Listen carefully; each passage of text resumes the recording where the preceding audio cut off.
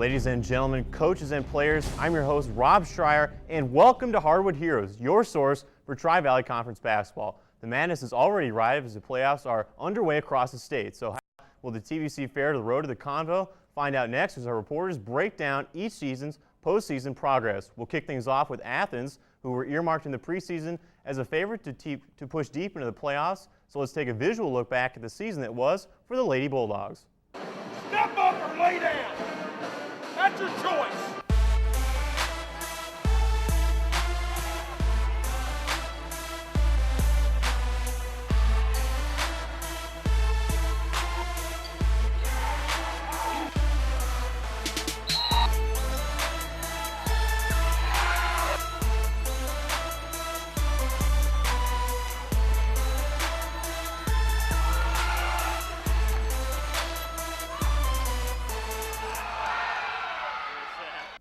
And Mark Pierce, our resident Bulldog expert, is here to break things down as the Athens postseason action began. And the Bulldog fans had to be optimistic when Vinton County was their first-round matchup, as Athens had already beaten Vinton County twice during the year. And on Tuesday, it looked like the Bulldogs would get win number 3 over the Vikings, getting off to a hot start shooting the basketball. It was definitely the hot start shooting the ball that helped them gain that lead at the beginning. They're playing good defense, and you'll see Raven Klein here hit the jumper, but it was definitely the shooting that put them ahead. But Vinton County, they would not go away. Late in the first half and into the second half, they would start to turn things on, especially with Tori Dixon. Oh, Tori Dixon was a part of every offensive play. Whether she was passing the ball or scoring herself, she was everything. She was the reason. But, I mean, Athens would come down here late in the stretch. We'll still see some more. Vinton County, they did everything posting up, shooting the basketball, just really efficient, especially in the fourth quarter. But Jamie Sindelar came to the line, game tied at 37, hits the front end of the 1-and-1. Coach Wayne Horsley takes a timeout to make sure the whole team is on the same page. Sindelar returns to the line, and ice in her veins, hits the second shot, but with 2.5 seconds left, Athens up 2, this happens. Just a heartbreaking loss for Athens. Jubilation in Vinton County as Tori Dixon hits the buzzer beater.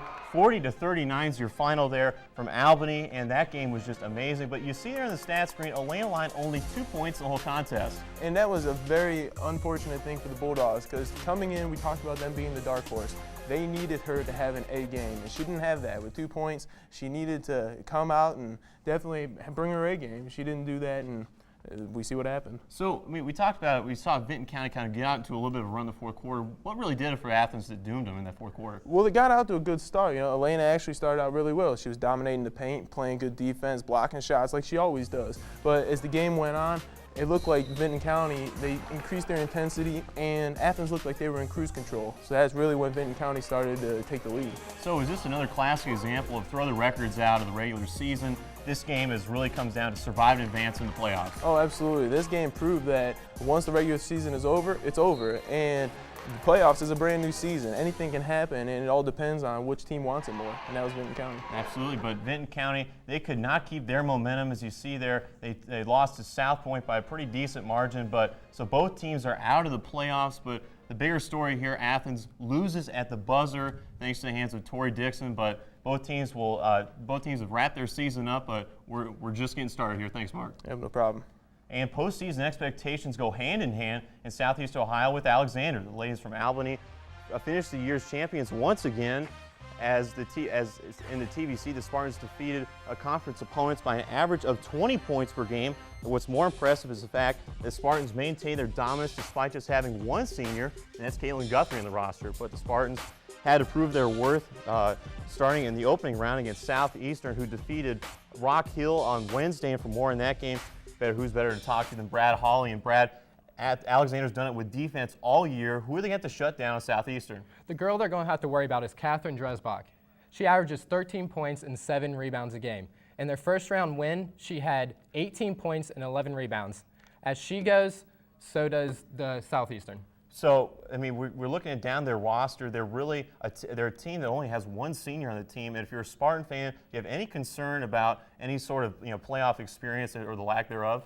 I mean, if you're a Spartan fan, you have to be a little apprehensive since they only had 2 girls that had quality minutes last year. But you got to remember, Denton Guthrie is still the coach of this team, and he will have them ready. these girls have watched before last year. These girls watched Alexander do great things, as my friend Carter Rodriguez likes to say. Seen them do great things, and you know that they'll be ready. And that team, especially with Coach Guthrie, he's going to have that team ready to go. And really, the Spartan fans, this is their time that they start to watch really closely, because they've been in cruise control ever since January with the TVC. But this is their time where the expectations and the dominance through the TVC is really going to pay the road. Thanks, Brad. No problem. In the sport of basketball, players come and go, stars rise and fall. But one thing that remains constant in Nelsonville-York is family, as we go from the bleachers with Maddie Kuhn. Many parents watch their children's basketball careers from the sidelines. Yet Steve and Debbie Cox knew they wouldn't be satisfied with that situation when it came to their daughter Kelly, a senior at Nelsonville-York, and their son Casey, a sophomore. I just always like to be involved somehow, and we like to be able to watch the kids while we're doing something also, so I just love helping out. It quickly became clear that they could anticipate many more years of courtside contributions. When it came time to be on that bench and listen to what Coach Daddy said, he was so intent. While Steve was helping his children learn the fundamentals, they were helping him with his basketball tasks. I ran the Biddy League program for 10 years, and these were two of the biggest helpers I ever had. It was sure a great time for all of us. For Kelly and Casey, the game not only promoted responsibility, but also the importance of supporting each other in their endeavors. I love, during my games when she's in the student section, she's always in the front cheering the loudest, and I can hear her when I'm on the court saying my name. So it's really nice to know she's there cheering for me. Basketball has given much to the Cox family, including some priceless traditions, and gives them opportunities to do what they love the most, spend time with each other. Knowing that we all love basketball and can play, I think that's fun family time. Except for, whenever we play games, she always gets out first, so, And then she'll go make us lemonade. Yeah, so it works out good. That's my job. That's my role. I lose and make lemonade.